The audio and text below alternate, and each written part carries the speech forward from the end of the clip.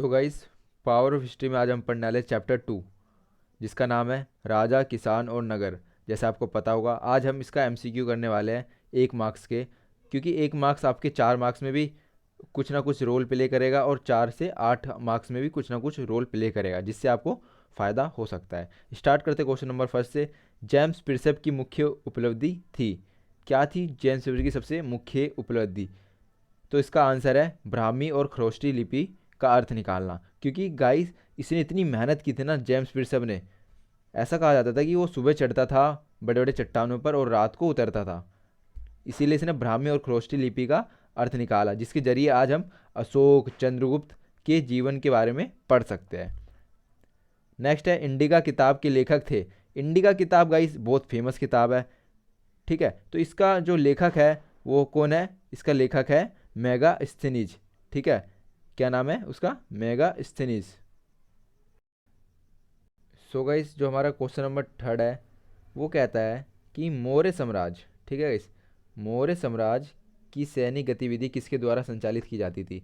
यानी उनकी सैनिक गतिविधि के बारे में बताना है। तो सिंपल सी बात है, इसका आंसर है का, यानी एक समिति व 6 उपसमिति द्वारा। तो समिति कितनी थी? एक, और उपसमिति क्या थी? 6।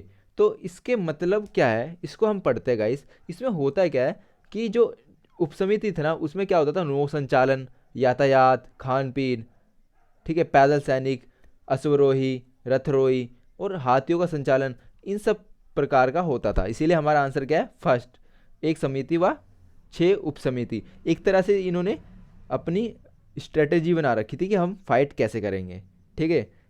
नेक्स्ट है हमारा, धम्म के सिद्धांत की शुरुआत किसने की? बहुत फेमस क्वेश्चन है गाइस।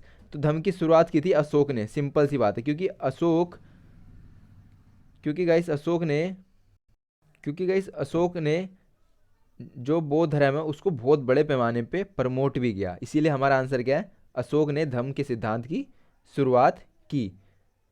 नेक्स्ट है हमारा क्वेश्चन नंबर, तो होता क्या है, जातक कथाएं किस महापुरुष से संबंधित है? किस महापुरुष से, ठीक है गाइस। तो सिंपल सी बात है, जातक कथाएं यानी जो पुरानी कथाएं होती है जो जीवन से जुड़ी हुई होती है।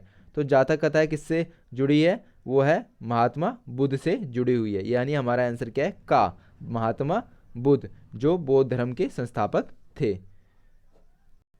सो गाइस, आते हैं हम अपने नेक्स्ट क्वेश्चन पे। हमारा नेक्स्ट क्वेश्चन कहता है, हर्षचरित की रचना किसने की थी? हर्षचरित की रचना किसने की थी, इसका वर्णन करें।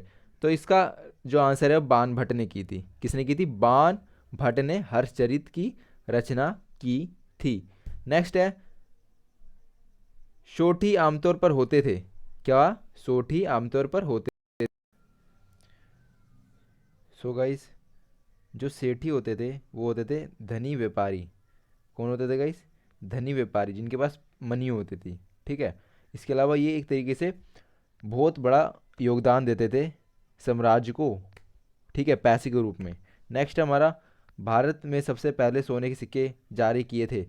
मतलब ऐसा कौन सा वंश था जिसने सोने के सिक्के जारी किए थे? इनका कहने का मतलब प्योर गोल्ड, ठीक है, उसका कॉइन किसने लागू किया था, यानी सिक्के। तो इसका आंसर है गुप्ता शासकों ने इसकी शुरुआत की थी, ऐसा माना जाता है गाइस।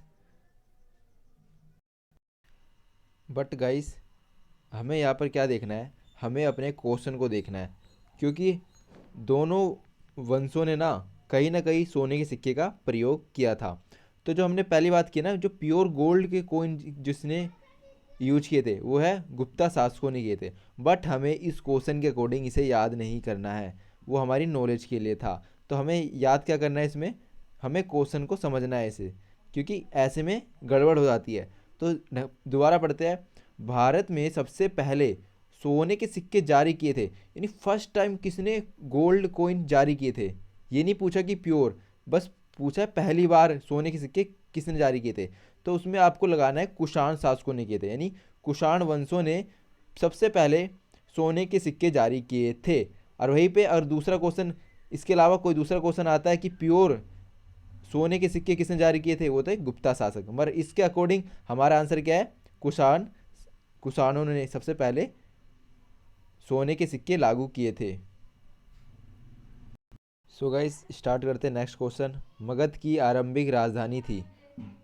सो गाइस मगध की आरंभिक राजधानी थी तक्षशिला, पटना, पाटलिपुत्र, राजगिरी। आपको ऐसा लगेगा कि सारे ऑप्शन सही है, मगर इन्होंने पूछा है आरंभिक यानी स्टार्टिंग की राजधानी कौन कौन सी थी जब मगध का निर्माण हो रहा था, तो वो है राजगिरी। ठीक है गाइस, जो हम आज के समय में बात करते हैं मॉडर्न ज़माने में, वो पटना के नाम से है, जिसे पाटलिपुत्र के नाम से भी जाना जाता है, मगर जो हमारा आंसर है वो है राजगिर। ठीक है। नेक्स्ट है प्रसिद्ध पुस्तक अष्टाध्यायी की रचना की थी। तो प्रसिद्ध पुस्तक अष्टाध्याय, तो उसकी रचना की थी पणिनि ने। ठीक है। आई होप गाइस आपको समझ आया हो।